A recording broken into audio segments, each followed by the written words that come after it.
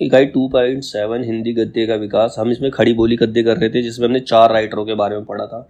उनके बारे में आचार्य शुक्ल ने भी बताया। 4 राइटर कौन कौन से थे? मुंशी सदा सुखलाल, इंशा अल्लाह खां, लल्लू लाल और सदल मिश्र। इनके अलावा 2 और लोग थे जिन्होंने खड़ी बोली गद्य में अपना योगदान दिया था। वो 2 लोग कौन थे? एक थे राजा शिव प्रसाद सिंह और दूसरे थे राजा लक्ष्मण सिंह।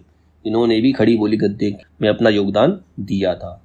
तो खड़ी बोली गद्य के आरंभिक दौर में सदा सुखलाल, न्यास प्रभुति 4 महानुभावों के साथ राजा शिव प्रसाद सिंह और राजा लक्ष्मण सिंह का भी स्मरणीय योगदान रहा है। आचार्य रामचंद्र शुक्ल ने इनके संदर्भ में निम्नलिखित विचार प्रकट किए हैं। अब आचार्य रामचंद्र शुक्ल के अनुसार राजा शिव प्रसाद का क्या योगदान है?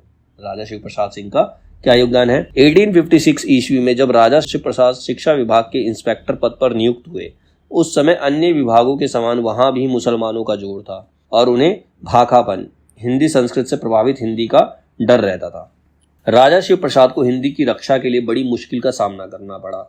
हिंदी का सवाल अब आता तो मुसलमान उसे मुश्किल जबान कहकर विरोध करते, क्योंकि शासन में मुस्लिमों का था, मुगलों का राज था, तो कहते हिंदी मुश्किल भाषा है, इसीलिए उसका विरोध करते थे। अतः राजा साहब के लिए उस समय यही संभव दिखाई पड़ा, जहां तक हो सके ठेठ हिंदी का आश्रय लिया जाए, जिसमें कुछ फारसी अरबी के चलते शब्द भी आ जाए।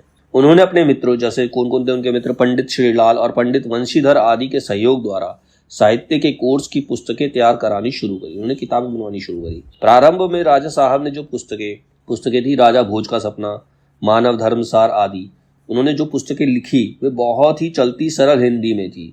उनमें उर्दूपन नहीं भरा था, जो उनकी पिछली किताबें, जैसे उनकी पिछली किताबें और भी थी, इतिहास तिमिर नाशक आदि में दिखाई पड़ता था। मतलब जो इतिहास तिमिर नाशक पुस्तक थी उसके अंदर उर्दू का इस्तेमाल किया गया था, लेकिन जो उन्होंने बाद में 2 पुस्तकें लिखी, राजा भोज का सपना और मानव धर्मसार, उसमें उन्होंने उर्दू को कम भी किया। मानव धर्मसार नामक पुस्तक की भाषा तो इन्होंने अधिक संस्कृत गर्भित ही रखी है, ज्यादातर संस्कृत का ही प्रयोग किया है।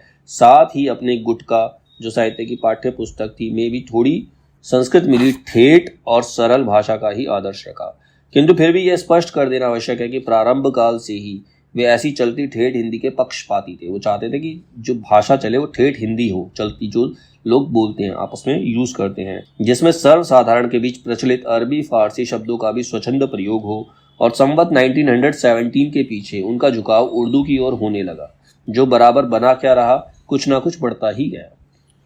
इसके कारण की पड़ताल करते हुए लिखा, अधिकांश शिक्षित लोगों की प्रवृत्ति देखकर उन्होंने ऐसा किया, अथवा अंग्रेज अधिकारियों का रुख देखकर अधिकतर लोग शायद पिछले कारण को ही ठीक समझेंगे। तो ये तो रामचंद्र शुक्ल ने राजा शिव प्रसाद के बारे में कहा है। अब है राजा लक्ष्मण सिंह।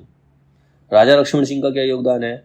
उर्दूपन की ओर बढ़ते झुकाव के कारण राजा शिव प्रसाद लगातार अरबी फारसी मिश्रित हिंदी की बात करने लगे, जिसके विरोध में राजा लक्ष्मण सिंह आगे बढ़े।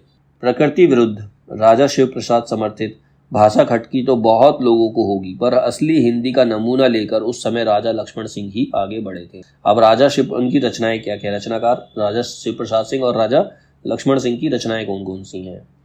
राजा शिव प्रसाद सिंह सितारे हिंद 1823 से 1895 इनका समय है। इनकी रचनाएं हैं राजा भोज का सपना, आलसियों का कूड़ा, इतिहास तिमिर नाशक, मानव धर्मसार, ये भाषा का इतिहास है, वीर सिंह का वृत्तांत, उपनिषद सार। उपनिषद सार में क्या है? भारत के पुराने राजाओं का हाल बताया गया है।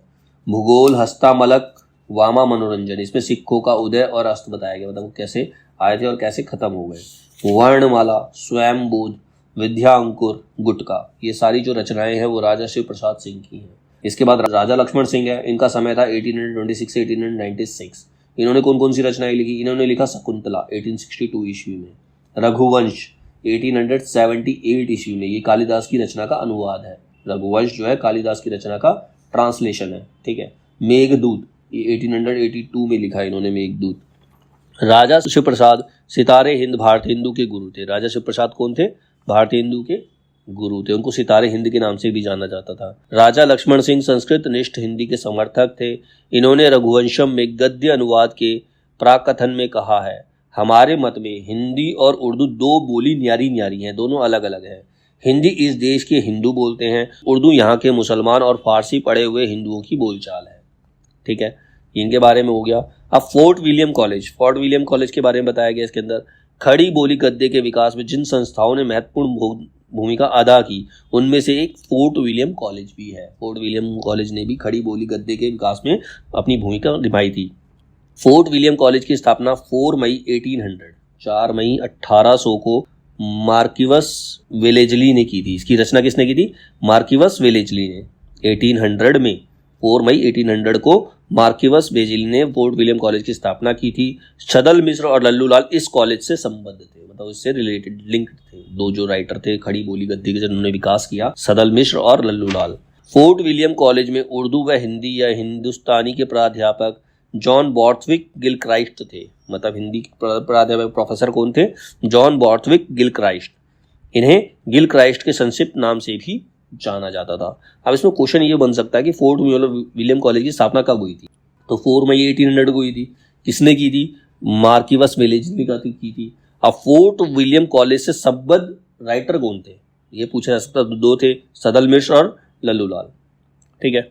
अब फोर्ट विलियम कॉलेज में उर्दू और हिंदी के हिंदुस्तानी के प्राध्यापक प्रोफेसर कौन थे? वो थे जॉन बॉर्थविक गिलक्राइस्ट, जिन्हें गिलक्राइस्ट के नाम से भी जाना जाता था। गिलक्राइस्ट ने 19 ग्रंथों की रचना की है, 19 ग्रंथों की रचना की है और डिक्शनरी ऑफ इंग्लिश एंड हिंदुस्तानी इनकी प्रमुख कृति है। अब गिलक्राइस्ट की प्रमुख कृति कौन सी है? मेन पुस्तक कौन सी है? वो है डिक्शनरी ऑफ इंग्लिश एंड हिंदुस्तानी, इनकी प्रमुख कृति है।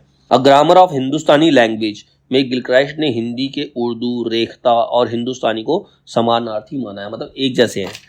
उर्दू हो, रेख्ता हो, हिंदुस्तानी हो, हिंदी हो, सब एक समान है। ये किस बुक में ऐसा माना है इन्होंने? A grammar of Hindustani language, a grammar of Hindustani language. ठीक है। गिलक्राइस्ट के अनुसार खड़ी बोली की 3 शैलियां हैं। खड़ी बोली की 3 शैलियां कौन कौन सी हैं? दरबारी या फारसी शैली, इसमें राजाओं की प्रशंसा वगैरह की जाती है, वो दरबारी होती है। ठीक है। हिंदुस्तानी शैली और एक हिंदवी शैली। हिंदुस्तानी शैली को गिलक्राइस्ट ने the grand popular speech of Hindustan कहते हैं। हिंदुस्तानी को क्या कहते हैं? The grand popular speech of Hindustan. Fort William College में हिंदुस्तानी के अंतिम प्रोफेसर थे विलियम प्राइस। इनके अंतिम प्रोफेसर कौन थे? वो विलियम प्राइस। उन्होंने हिंदुस्तानी शब्द के स्थान पर हिंदी लिखना शुरू किया। यह प्रचलन उन्होंने कॉलेज के पत्रों से शुरू किया।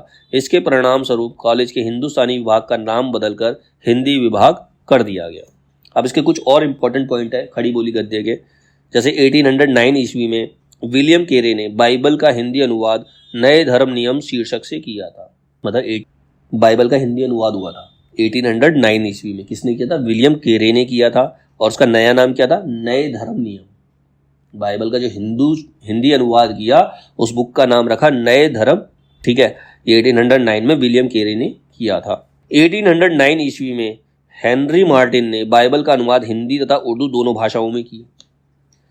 मतलब विलियम केरे ने तो बाइबल का हिंदी अनुवाद किया था सिर्फ, ठीक है, लेकिन हेनरी मार्टिन ने बाइबल का हिंदी और उर्दू दोनों भाषाओं में अनुवाद किया, वो भी 1809 ईस्वी में। 1817 ईस्वी में कलकत्ता बुक सोसाइटी और लगभग 1833 ईस्वी में आगरा बुक सोसाइटी की स्थापना हुई। तो कलकत्ता बुक सोसाइटी की स्थापना कब हुई थी? 1817 में। और आगरा बुक सोसाइटी की स्थापना कब हुई थी? 1833 में। ठीक है।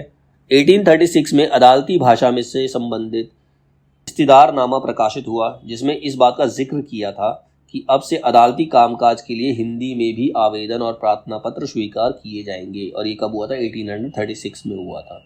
ठीक है। 1837 में तत्कालीन संयुक्त प्रांत, यानी कि वर्तमान जो आज की डेट में उत्तर प्रदेश है, तत्कालीन संयुक्त प्रांत के सभी सरकारी दफ्तरों में कार्यालयी भाषा के रूप में उर्दू लागू कर दी गई थी। मतलब जितने भी ऑफिशियल वर्क होंगे वो सब उर्दू भाषा के अंदर होंगे। 1836-7 में ये रूल बना दिया गया था। उस समय वो संयुक्त प्रांत था, आज की डेट में उत्तर प्रदेश है।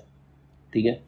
1844 ईस्वी में उर्दू को संयुक्त प्रांत यानी कि उत्तर प्रदेश तथा उत्तराखंड की राजभाषा घोषित कर दिया गया। मतलब 1844 में उत्तर प्रदेश और उत्तराखंड की राजभाषा उर्दू बना दी गई, क्योंकि मुगलों का शासन था तो वो कर सकते थे ऐसा। उस समय उसको संयुक्त प्रांत के नाम से जाना जाता था। ठीक है। उर्दू के समर्थन में गारसत तासी और सर सैयद अहमद खां बड़ा नाम है। उर्दू का समर्थन करने वाले दो लोग थे। कौन थे? एक था गारसत तासी और दूसरा था सैयद अहमद खां। उन्होंने बहुत ज़्यादा उसका समर्थन किया था। सर सैयद अहमद खां हिंदी को गवारू बोली बोलते थे। सैयद अहमद खां कहते थे हिंदी जो है गवारों की भाषा है। ठीक है। जबकि गारसत तासी इसे भद्दी बोली बोलते थे। कहते बहुत ही भद्दी बोली है, सुनना अच्छा नहीं लगता हिंदी। उनका ये मानना था दोनों का। हिंदी का समर्थन करने वालों में अंग्रेज विद्वान फ्रेडरिक पिनकॉट स्मरणीय है। मतलब हिंदी का समर्थन करने वाले एक अंग्रेज विद्वान थे जिनका नाम था फ्रेडरिक पिनकॉट। उन्होंने हिंदी का समर्थन किया था। पंजाब के नवीन चंद्र राय का भी इस क्षेत्र में विशेष महत्व है। इन्होंने 2 पुस्तकें हिंदी में लिखी जो बाकी पूरी की खड़ग विलास प्रेस में छपी थी। पहली थी बाल दीपक, जिसके 4 पार्ट हैं। यह बिहार के स्कूलों में पढ़ाई जाती थी। दूसरी है विक्टोरिया चरित्र, यह 136 पृष्ठों की पुस्तक है, इसमें 136 पेज है। पंजाब के पंडित श्रद्धाराम फिलौरी ने पांडित्यपूर्ण और निर्भीक लेखों तथा व्याख्यानों के माध्यम से हिंदी के महत्वपूर्ण स्तंभ के तौर पर काम किया। श्रद्धाराम फिलौरी की प्रमुख रचनाएं कौन कौन सी है? गद्य में उन्होंने लिखा था सत्यामृत प्रवाह, जिसको सिद्धांत ग्रंथ कहते हैं, सत्यामृत प्रवाह उन्होंने गद्य लिखा था श्रद्धाराम फिलौरी ने। ठीक है। दूसरा पद्य में उन्होंने लिखा आत्म चिकित्सा, जिसको अध्यात्म संबंधी ग्रंथ कहते हैं। तत्व दीपक, धर्म रक्षा, उपदेश संग्रह, सतोपदेश, इस सतोपदेश के अंदर दोहे हैं, सतोपदेश के अंदर दोहे लिखे हैं, तो इन्होंने ये पद्य लिखे हैं। ये सभी धार्मिक पुस्तकें हैं। तो फिलौरी ने सारी धार्मिक पुस्तकें ही लिखी थी। 1875 ईस्वी में स्वामी दयानंद सरस्वती ने आर्य समाज की स्थापना, ये भी इंपॉर्टेंट क्वेश्चन है, आर्य समाज की स्थापना 1875 ईस्वी में हुई थी। इसकी स्थापना करने वाले स्वामी दयानंद सरस्वती। ठीक है। गुजराती भाषा होते हुए भी स्वामी जी ने अपना प्रसिद्ध ग्रंथ सत्यार्थ प्रकाश परिमार्जित हिंदी गद्य में लिखा। वो गुजराती थे, दयानंद सरस्वती जो थे वो गुजराती थे, गुजरात में पले बड़े थे, लेकिन फिर भी उन्होंने जो अपना गद्य लिखा वो हिंदी भाषा में लिखा, जिसका नाम था सत्यार्थ प्रकाश। साथ ही इन्होंने अपने मत प्रचार के लिए खड़ी बोली हिंदी गद्य को अपनाया, मतलब अपने मतों के प्रचार, अपने आप को जो लोगों जो उपदेश दिया करते थे वो हिंदी भाषा में इन्होंने दिए।